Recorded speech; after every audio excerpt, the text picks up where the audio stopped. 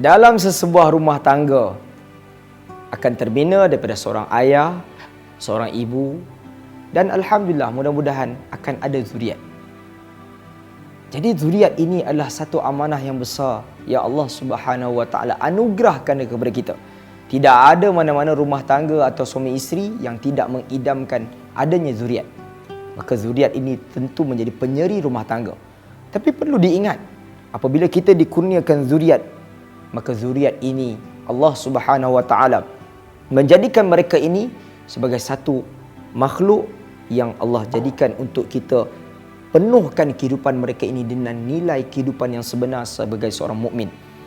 Kalau kita lihat dalam surah Luqman, Allah melakarkan dengan lengkapnya bagaimana sistem untuk seorang ibu atau ayah itu menjadikan modul pendidikan yang sempurna dalam mendidik seorang anak.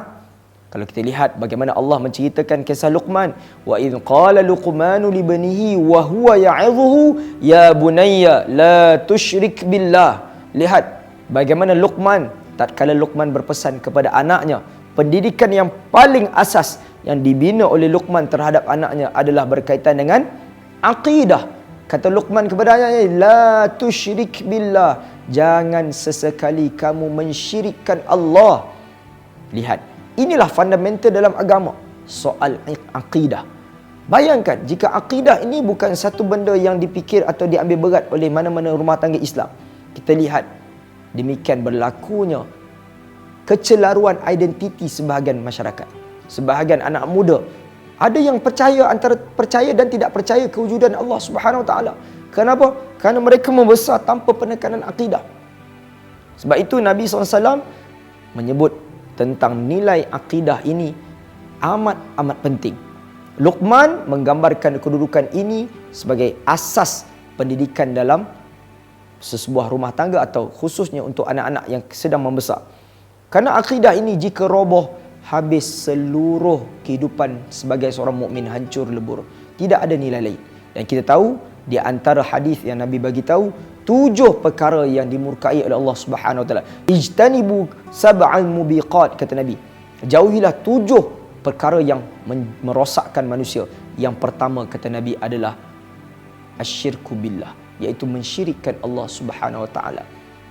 Mensyirikkan Allah ini berpunca daripada akidah yang rapuh, yang mereka umat Islam tercari-cari, manusia tercari-cari mana jalan yang betul, mana jalan yang salah.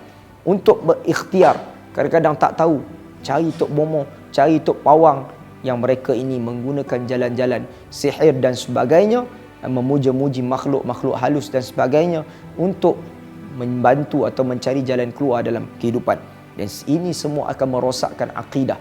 Bayangkan jika perkara ini berleluasa dalam masyarakat, tidak diambil berat oleh sebahagian masyarakat dalam mendidik anak-anak, kita akan melihat runtuhnya sesebuah institusi pendidikan anak-anak. Itu yang pertama. Yang kedua, dalam surah Luqman, bagaimana Luqman menekankan soal hubungan menghormati seorang ibu.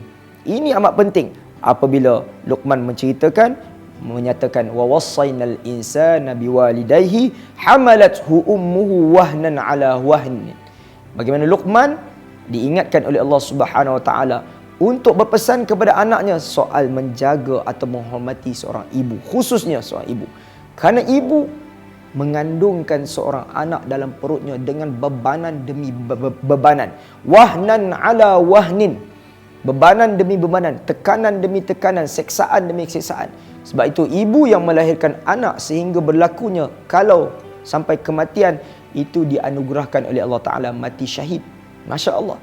Jadi sebab itu kedudukan ibu yang mengandungkan anak memang cukup luar biasa.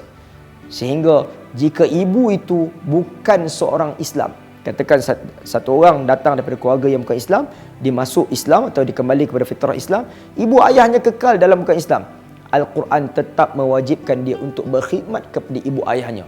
Sehingga kan kalaulah sampai tahap ibu ayahnya itu memaksa anaknya itu tadi untuk kembali kepada agama yang kufur, tetapi kalau ibu ayahnya itu tidak langsung mengganggu dia, maka wajib baginya untuk dia menjaga, meluaskan atau menjaga kebajikan si ibu itu tadi walau apa keadaan sekalipun. Ini dapat dilihat dalam Al-Quran menekankan Yang pertama, soal hubungan dengan Allah. Yang kedua, menekankan soal hubungan anak dan ibu sehingga kebajikan anak ibu ini betul-betul terjaga. Kita lihat kalau agama lain tidak ada hubungan ibu dan anak sehebat Islam. Islam, walaupun ibu kita telah pergi, ayah kita telah meninggal, kita tetap diperintahkan untuk mendoakan ibu ayah kita. Maknanya walaupun dah putus dari segi hubungan kehidupan, tetapi hakikatnya kita tetap berhubung dengan ikatan doa yang berkekalan hingga ke syurga nanti, insya-Allah.